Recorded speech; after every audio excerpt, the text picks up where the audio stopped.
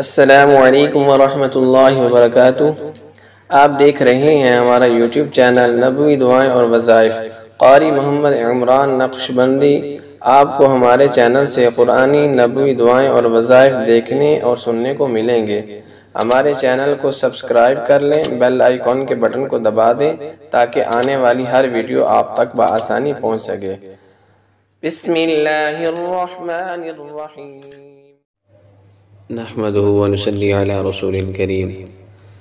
دعا ہے کہ اللہ تعالیٰ تمام مسلمانوں کو اپنے حفظ و امان میں رکھے، ہر قسم کے شر سے محفوظ فرمائے، حاسدین کے حسد سے محفوظ فرمائے، برا چاہنے والوں کی برائی سے محفوظ فرمائے۔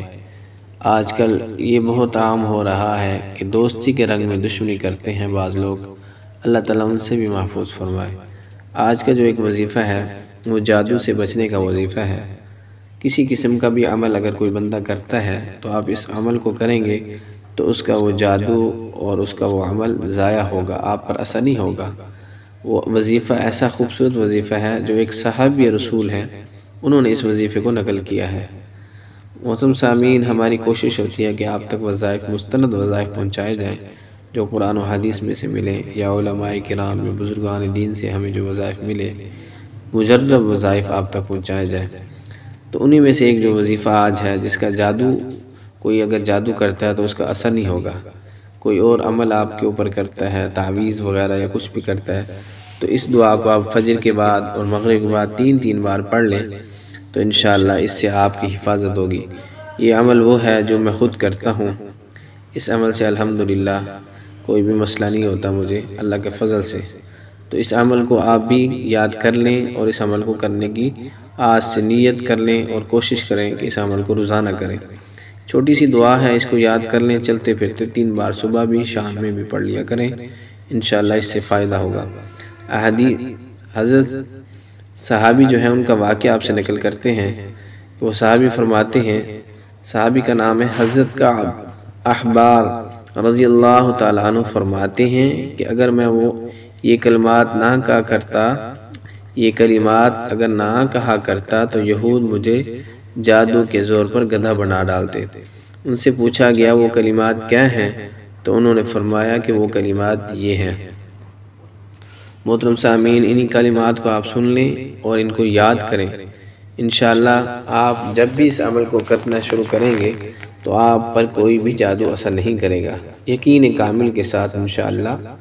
ایک وظیفہ میں بتاؤں، ایک کوئی بزرگ بتائیں، ایک وظیفہ وہ ہے جو آپ صلی اللہ علیہ وسلم بھی صحابی ہیں وہ بتا رہے ہیں۔ اس لیے محترم سامعین، اس وظیفے کو ضرور یاد کریں اور اس کا اہتمام فرمائیں، خود بھی اس پر عمل کریں، دوسروں تک بھی یہ وظائف پہنچایا کریں۔ اس میں جو ہے کسی کا فائدہ ہو جائے تو ہمارا کیا جاتا ہے، اس کا اجر ہی ہمیں انشاءاللہ ملے گا، بظاہری عملوں سے ہم بچ جائیں گے۔ خالصتاً جو دینی وظائف ہیں، وظیفہ اور دعا کو سنیں۔ اعوذ بوجہ اللہ العظیم الذی لیس شیء اعظم منہ وبکلمات اللہ التامات التي لا يجاوزهن بر ولا فاجر وبأسماء الحسنى كلها